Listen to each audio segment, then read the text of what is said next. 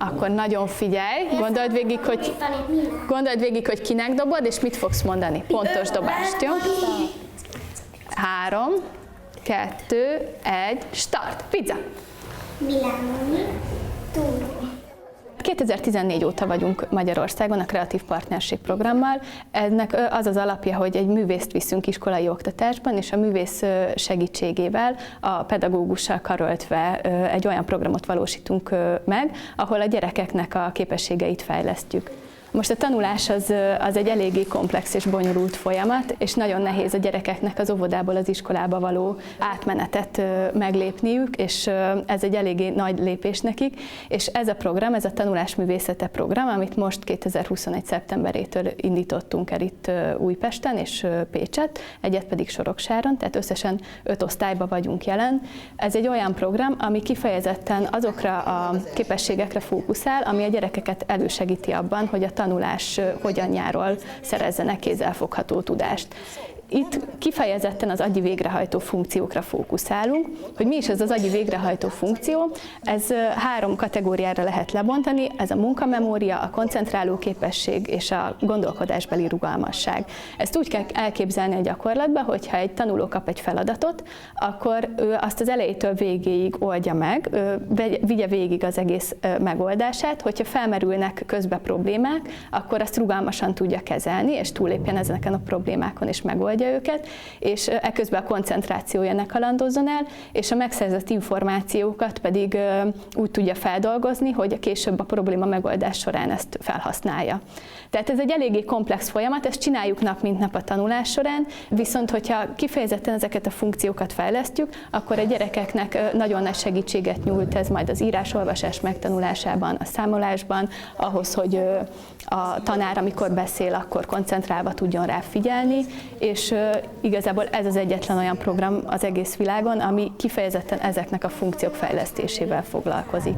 Azt mondom, hogy szem. Szem, mi jut eszedbe, ha ezzel az érzékszerveddel keresünk valamit otthonról? Emma? Hát, hogyha jól esik, hogyha otthon vagyok a családommal, és látom a családom. Ha látod a családodat, jó, Bendi? Ha látok egy buszt. Buszt? Az miért emlékeztet az otthonodra a buszt?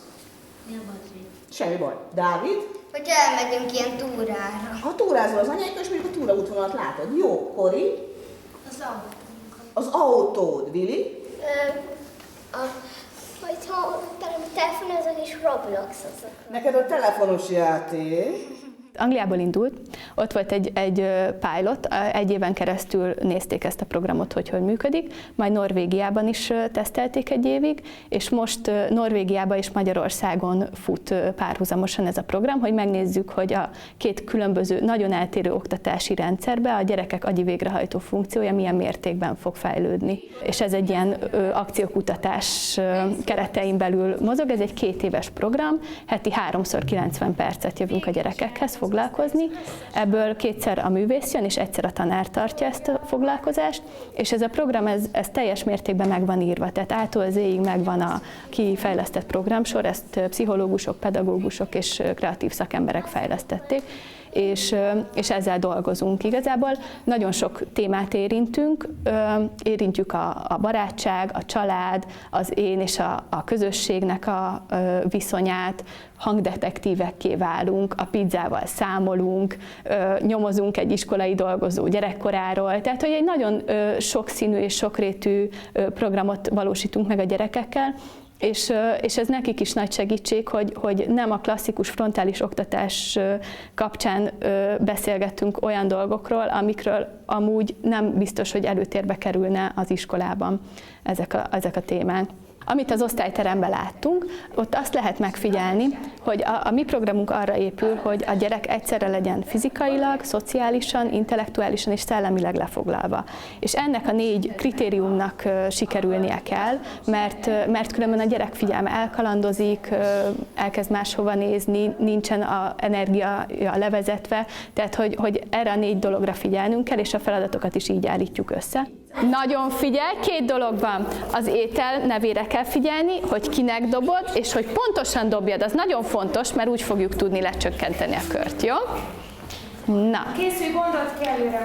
gondold ki, hogy kinek dobod, és mi volt az a név, és akkor mehet, jó? 3, 2, 1, pizza! Spagetti. Nem.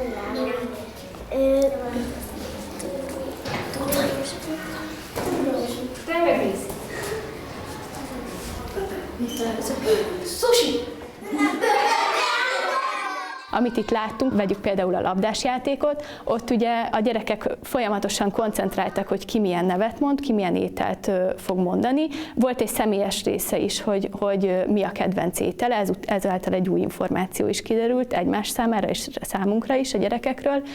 A koncentráló képességüket fejlesztettük ugye azáltal, hogy meg kellett jegyezniük, hogy ki kinek dobja a labdát, ugye egyre emeltük az időt, hogy egyre gyorsabban sikerüljön megcsinálni, fizikailag is le voltak foglalva, tehát a koordinációs képességüken is dolgoztunk, és mindezt egy olyan formában, ami igazából egy játék volt, és észre se vették, hogy ennyi mindent fejlesztettünk egyszerre. Mi az, ami a legjobban sikerült ebben az évben az osztályórán? Mi az, amire a legbüszkébb vagy? És mi az, ami új dolog, amit csináltál, és még soha nem csináltál előtte? Jó? És akkor arra szeretnélek titeket kérni, hogy ezt a portrétokba valamilyen módon jelenítsétek meg. Érzelmeket is belerajzolhattok, föl is írhatjátok, le is rajzolhatjátok, használjátok minél több színt, minél színesebb legyen. Vannak ott még zsírkréták, ceruzák, filctollakat cserélgethettek, és akkor van rá negyed órátok, jó? A rajzos feladat, abból egy kiállítást fogunk készíteni a gyerekekkel, és ez a kiállítás arról fog szólni, hogy az ő érzelmeiket és amiket megéltek és büszkék rá, ezekről fognak rajzokat készíteni, ahogy ez az órán is látszódott, beleírják, hogy miket tapasztaltak, miben voltak ügyesek, melyik volt a kedvenc játékuk. Ez nekik is egy jó visszaemlékezés, hogy felidézzék, hogy mi történt ez alatt a fél év alatt, és hogy egy kicsit önbizalmat erősítsék, és hogy jobban megismerjék magukat, mert ezt tapasztaltuk a fél év során, hogy a gyerekeknek az önismerete és a csoportos munkára való készségük és az együttműködési fejlődésük, ez egyértelműen észrevehető és látható jelei vannak már most fél éves beavatkozás után, és nagyon reméljük, hogy a továbbiakban egyre jobb és jobb pszicho- és szociális körülmények alakulnak ki az osztályba. Andris, látom, hogy te jól összegyűjtötted itt a kérdésekre a választ. Elmondanád, hogy miket írtál? Mire voltál a legbüszkébb? Igen, a zöld lámpa, piros lámpánál volt sikerem, mert bejutottuk a kulcsot. Igen, emlékszem, az nagyon jó És volt. a szembekötősnél tanultam meg azt, hogy bármi van, támaszkodhatok a barátaimra. Vissza tudsz emlékezni, hogy volt ez a szembekötős játék? Igen, hogy ráraktuk a fejünkre a szembekötőst, Igen. voltak aknák, és a barátaimnak kellett vezetni. Tehát valakinek csukott szeme volt, és nem szabadott aknára lépni, és a barátaid segítettek, hogy elkerüld az aknákat. A Kreatív Partnerség programunkkal már 8 éve vagyunk jelen Magyarországon, és szeretnénk, hogy a művészek segítségével az iskolába olyan értékeket tudjunk becsatornázni, ami egyaránt a pedagógusoknak és az iskolának is nagy segítséget nyújt abba, hogy egyrészt emberi erőforrással támogatja az oktatást, másrészt meg a kultúra és a művészet segítségével olyan képességeket fejleszt a gyerekekbe, akik a jövő munkavállalóiként ezt nagyon nagy mértékben kamatoztatni tudják majd.